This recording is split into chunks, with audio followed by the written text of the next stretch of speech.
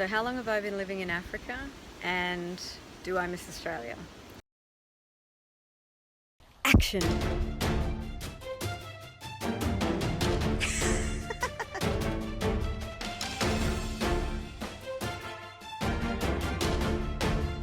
Oh my god.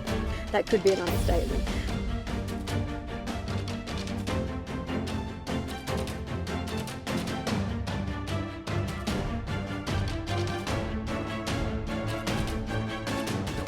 My advice is don't get bitten before you get a photograph. Funnily enough, I haven't missed Australia since I got here, and I think that's because I've been so busy, but also because there's so many unique habitats, wildlife, all that kind of stuff here in Africa that I've barely even scratched the surface. So that's keeping me busy, it's keeping me engaged and intrigued as well. So of course I miss family and I miss friends back in Australia, but in terms of work and the lifestyle, not at all. I mean, I came to Africa for a reason, and yeah, it's still keeping me very happy. So in terms of how long have I been here, it's just over 2 years. So in the scheme of my wildlife photographic career, not that long. I've been shooting for 12 years, but in terms of volume of work and content, definitely the fullest 2 years out of those 12 years, absolutely. Here I'm shooting pretty much on a daily basis, and lots of different locations. So I'm getting a mix of habitat. Today I'm in a rainforest I'm still in the KwaZulu-Natal region, which is where I shot some of my questions and answers for my first episode. But the habitat is so diverse, even within this small little region of South Africa. And then you can just take into consideration Africa in general. I mean, there's a huge diversity to explore. So yeah, at the moment I'm currently location scouting for a future documentary. So lots of driving around and looking at stuff at the moment, as opposed to making content, but that'll come. Okay.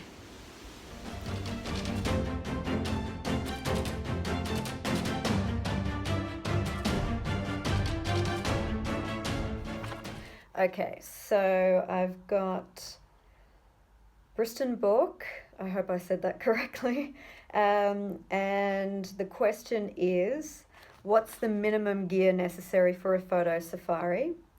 And also, how dangerous is a safari really?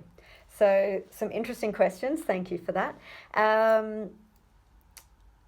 In terms of gear, I mean, how long is a piece of string, obviously? Now, I know you're asking what's the minimum, but it kind of goes both ways. I have run photographic workshops where people have come along with a basic, nice mirrorless camera and one lens, and that's it. And we have been able to help them capture some amazing shots. So they're really, in my opinion, there isn't necessarily a minimum. I mean, let's obviously assume you want to have a camera other than your phone, for example. There are some amazing quality mirrorless cameras that have come out now, and in terms of entry level, that is certainly taking over DSLR. So DSLR and mirrorless cameras can be interchangeable lenses. So if I'm going on a safari, it's safe to assume that you want to have some sort of zoom lens. The beauty of a zoom lens is it gives you that flexibility. You can zoom back if you want to get an environmental shot, zoom in if you want to get something a bit more tight, or if the animal is further away.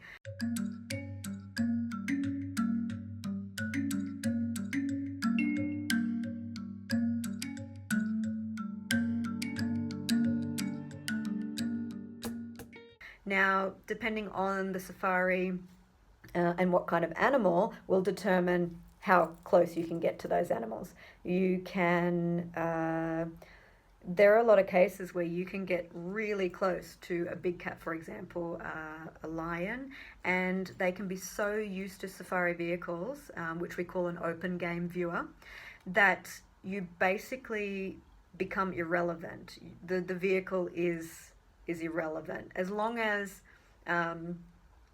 your guide, your driver, is treating those animals with respect, and they have been treated with respect in the past. Then they do not see the vehicle as a threat. It is just something that's part of their environment. So, for example, an elephant coming through to a line, it just, in most cases, it doesn't care. Unless it's being threatened, it doesn't care. That's just part of the environment. So in that kind of situation, you can get really, really close. And that might mean that if you have a 70 to 200 mil lens, which is a really, really nice focal length, you could potentially have some nice full body shots with a 70 mil, maybe a little bit more environmental, and you could actually zoom out to 200 and be getting some nice portrait shots as well. The beauty of a 70 to 200 is that if the animal is a little bit farther away, you can zoom right out, and maybe that will be where you've got the full screen as the animal. It also has a very nice separation. And what I mean by separation is separating what you're focusing on, so the animal in this case, from the background. And the way that you do that is with your choice of aperture or depth of field. And I talk about this in a lot more detail in my ebook, and also workshops and presentations that I do. So there are different speeds that you can get in a lens, and when we talk about speed, we're actually talking about the lowest aperture that it's capable of. And that just means you can shoot faster for longer because your aperture opening is larger, it's letting in more light. So basically, the lower the number, the wider the hole, and that's letting in more light, which means it's capable of shooting faster. But what it actually also means is that's giving you quite a shallow amount in focus. So that's how you get those really nice pictures where maybe it's just the face of an animal in shot and everything else kind of blurs into this creamy, beautiful bokeh. I personally like to shoot very shallow, so you'll probably notice that in my work. So with that in mind, my 70 to 200 is a 2.8. So when you're looking at the details of a lens, it will say 70-200 millimeter f, which stands for aperture, f 2.8. And that means it's really very nice and fast. You can also get 70 to 200s at f4, also very, very nice lens. It just means it won't be as shallow, and it also won't be able to shoot as the light fades at the same sort of shutter speed as an f4 would be able to. But that's a whole other area I can go in later. Me personally, my go-to lens, and I know that a few other people have asked, what is my go-to setup? So my go-to lens, especially out on a game drive, is definitely 150 to 600. Now, that covers a really broad range of focal length, so I get a huge amount of flexibility, and you could do that over a few lenses. I mean, there's 200 to 400, there's 600 mil primes, 300 mil primes. There's all sorts of variations within that range. The reason that I like it so much is because of the versatility within one lens, and also the one that I have is the Tamron 150 to 600, and that is super light. So it actually means I can shoot with that handheld all day long. Now, it's definitely a workout. It's not the lightest lens ever. It's still quite a decent weight to carry, but comparatively with that kind of focal length, it's actually very, very light. So it's something that I go straight to, that I will always have on the camera. That'll usually go straight onto my Nikon D800 is what I'm working with at the moment, and I love that lens. Now, it's not a fixed aperture, so that means that as I zoom out, the aperture automatically goes up to compensate, which means it's less shallow, so I'm getting less separation. And I know I just said that I like that separation, but that separation is also determined by a variety of factors, not the least of which is focal length. but especially proximity. And not just proximity of me to the subject, but especially the subject to the background. So it stands to reason that if my subject is here and I'm shooting this way, that if the background is right here behind it, that I'm not going to get sort of as much of that creamy separation look as if the background was way back here, because it's throwing that out of focus. But even with that lens, if I'm fully extended at 600, which means that the aperture, just by reason, the minimum aperture that I can do on this lens is 6.3. f6.3 at 600 is still giving me a really nice separation. And if you pop onto my Instagram account, majority of my recent works, certainly in the last year, is with that lens. So you can see I'm still getting super crisp detail. I'm getting really nice separation in the style that I still like. So that's a really good option if you're looking at that kind of thing as well. Again, if we're talking starter kit, starting out 70 to 200, you can't really go wrong. It potentially isn't going to give you the reach that you might need on Safari, but there are a few ways around that depending on your camera body. If you're getting a camera body that has a really nice big file size, you can maybe crop into some stuff later on, or you can do an internal crop on the camera. Depends on the camera. It also depends if it's a full frame or a cropped sensor. So it's something I can go on about also separately, and I do cover that in more detail in my book, so I definitely recommend that. But basically a cropped sensor will alter the focal length of your lens. So if I'm shooting, essentially it's 1.5. So if I'm shooting fully extended at 200 on a cropped sensor body, my effective focal length is actually 300. So I'm getting a bit more reach out of it. So that's something to consider as well when you're looking at zoom lenses. I also recommend that people bring a wider lens on Safari, because there are a lot of opportunity to do some really nice landscapes, to do environmental shots. So you want to have some shots with the animals in their environment to show. You don't always want to have really tight crops of the animals. The other thing too is there may be opportunities where you can get out and walk, depending on where you are, or there are animals that are around where you're staying. So, a leopard tortoise, for example, you want to get down straight on the ground and you want to get up close and get some shots of that. So that's where you'll be able to get a beautiful shot of a leopard tortoise quite close to camera, but the environment in as well, and a wider lens is really handy for that.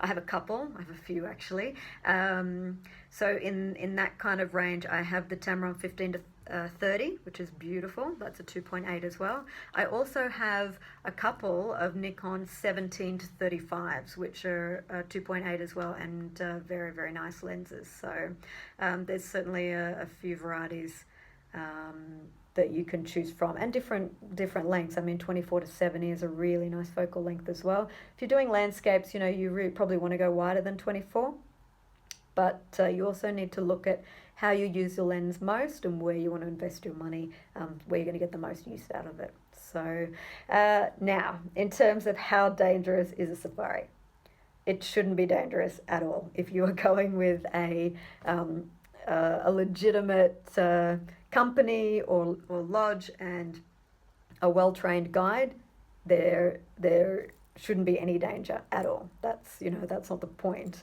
They're trained to read animal behavior. They know their area. They know how not to overstep the boundaries of the animals that you might be viewing at the time. They're not going to. They shouldn't push those boundaries. And for a layman coming on safari the first time, everything might seem like it's pushing the boundaries, and it's not. I mean, for a living, I'm often in a game drive vehicle which is completely open. So that means it doesn't have any doors on it. It doesn't have a top like a safari vehicle that you would go in, but it also doesn't have any doors. I want to be able to get down really low out of that vehicle, have a lot of flexibility, and it's never been an issue. The only issues I've had with wildlife encounters, funnily enough, is usually with habituated animals where some actual interaction is necessary for whatever the shoot that I might be doing at the time. But in terms of actually going out on wildlife, it's common sense, but it's also your guide. They will know, what's safe and what's not. You don't want to harass the animal. Really important. And not only just for you on that safari, but for the next people. If you constantly harass an animal, it will hear that vehicle coming a mile off, and the next people won't be able to see them because they'll be long gone, because they associate it with such a negative experience. Whereas what you'll find is, like I said before, you're basically irrelevant. They're so used to vehicles. And I mean, this isn't a new thing. I mean, safaris have been going on, especially here in Africa, we're talking decades.